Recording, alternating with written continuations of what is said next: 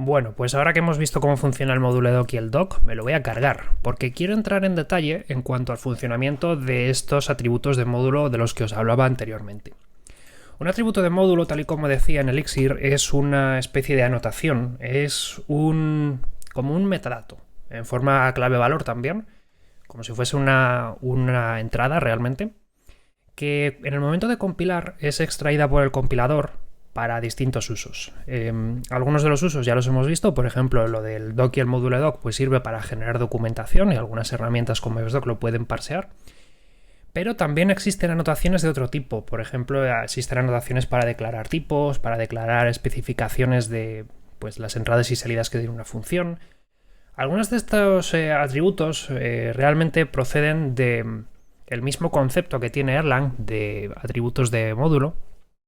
Y de hecho, en el caso de Erlang se utilizan bastante para señalizar, por ejemplo, qué funciones son públicas y privadas, porque ahí no existe el concepto de def y de defp, sino que es diferente. Pero aquí son cosas que están mucho más focalizadas a un par de cosas concretas. Si yo pongo arroba en mi editor me autocompleta con las distintas cosas que podemos utilizar. Algunas de ellas forman parte de Elixir y otras forman parte realmente de herramientas externas que simplemente están tan interiorizadas que pues ahí están. Ni que decir tiene que no me voy a poner a comentar todas ahora porque no tiene mucho sentido, pero hay algunas que puede que valga la pena.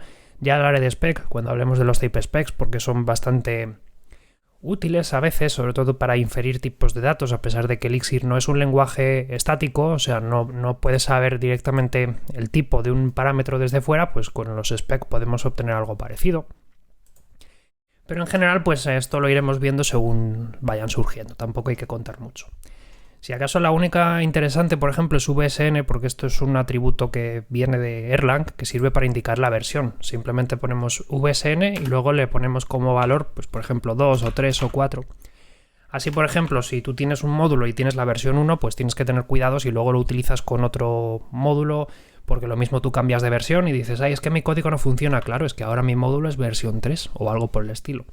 Esa es una malísima idea, ¿vale? No rompáis el código de otras personas tocando código de forma destructiva si no es necesario, ¿vale? Pero bueno.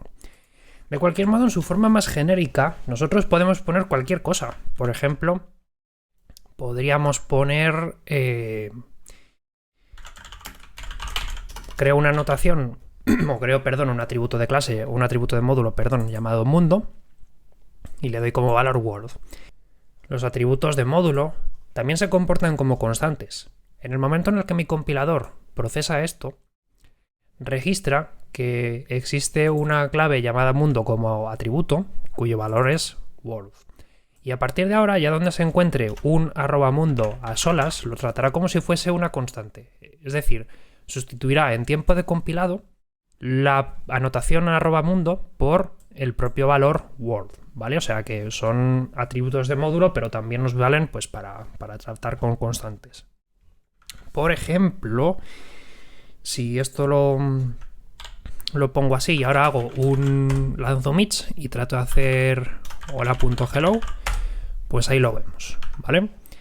Y si yo lo cambiase, lo tendría que cambiar en código, pero si ahora le diese el valor 5, por ejemplo, pues hola.hello automáticamente pasa a valer 5. Ese es un caso de uso bastante habitual, el de tratarlo para constantes o para, pues yo que sé, parámetros de configuración que queramos dejar por fuera para no tener por ahí que duplicar muchas veces.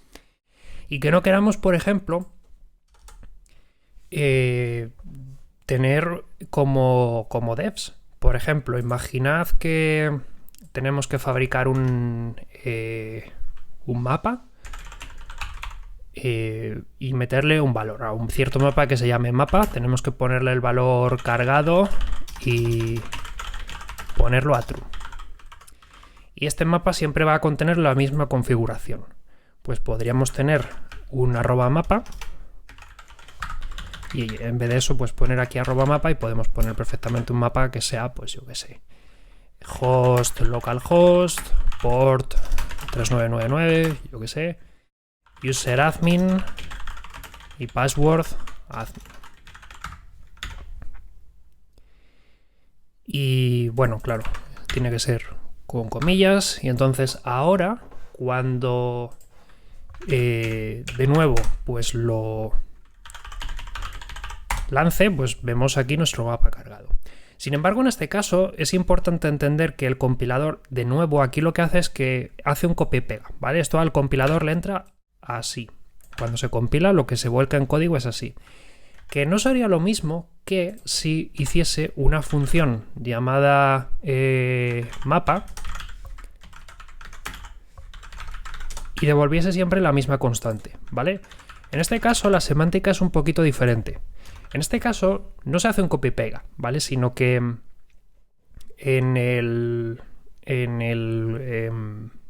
esto porque... vale. Tengo que ponerle paréntesis para que me entienda bien. En el código fuente que se compila, al final lo que va a acabar en la máquina virtual de DIM es una función llamada mapa que te devuelve sus cosas, ¿vale? Y aquí en Hello va a llamarse a mapa, es decir, no se hace un copia y pega, simplemente se referencia. Entonces es importante tener en cuenta que la semántica puede variar, ¿vale? A veces nos puede interesar tener cositas pues como funciones auxiliares, por ejemplo, esto lo hacemos como dfp, tenemos funciones con aridad 0 que simplemente nos devuelven constantes pues para simplificar el código. Pero no es exactamente lo mismo que plantar una anotación, porque las anotaciones pues tienen esa pequeña implicación.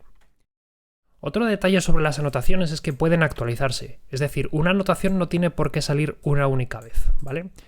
Por ejemplo, si yo tuviese una anotación que sea lista y la pongo como lista vacía, si ahora hago una función llamada 1 que lo que hace es un inspect de lista, cuando lance este código vemos hola.1 y vemos la lista vacía, ¿vale? Si ahora hago lista y pongo algo así, ¿qué es lo que va a ocurrir? Si pongo arroba lista es 2 arroba lista, pues que el compilador aquí va a actualizar el valor de la variable o de la constante, más bien lista, por este, y este pues es simplemente ponerle como cabeza el 2 a la lista arroba lista, que es lo mismo que hacer un copia y pega de lista vacía, ¿vale? O sea que al final acabamos pues con una lista con un único elemento. Tal manera que si ahora hago otro inspect de mi lista, pues lo que se va a imprimir es una cosa muy distinta, ¿vale? Yo ahora lo compilo y tenemos hola.1, ¿vale? Lista vacía, y hola.2, ¿vale? Lista que tiene el elemento 2. O sea que se puede actualizar, y de hecho esto es un truco bastante relevante que utilizan algunas librerías para fabricar en tiempo de compilación pequeñas listas.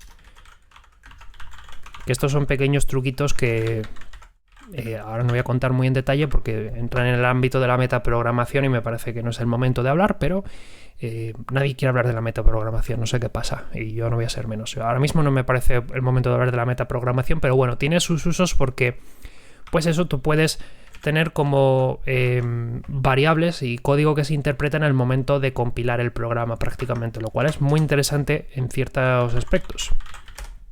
Ahí tenemos que se actualiza de nuevo la lista. Eso es, por cierto, cómo consigue funcionar, por ejemplo, doc. Cuando os decía en el capítulo anterior que doc es una anotación o un atributo de módulo que ponemos en el lado de cada función, pues claro, la cosa está en que se supone que en cada llamada a doc pues tú vas a ir sobreescribiendo la documentación. Pero por cierta magia que hace por debajo def, el compilador es capaz luego de poder asociar adecuadamente a cada función pues su propia documentación. Y esto es algo que le interesa, insisto, sobre todo a las herramientas que utilizamos para extraer la documentación, como por ejemplo Xdoc o herramientas por el estilo. Por lo demás, la verdad es que las anotaciones o los atributos de módulo se llaman atributos de módulo, ¿vale? Pero yo lo suelo llamar anotaciones porque al fin y al cabo es para lo que los vamos a utilizar normalmente. Pues no tienen tampoco mucho más que decir. Ahí están, nos valen pues para guardar cierta información y podemos utilizarlo pues para señalizar cosas o para almacenar constantes o ese tipo de historias. Nos vemos en próximos vídeos, un saludo y hasta luego.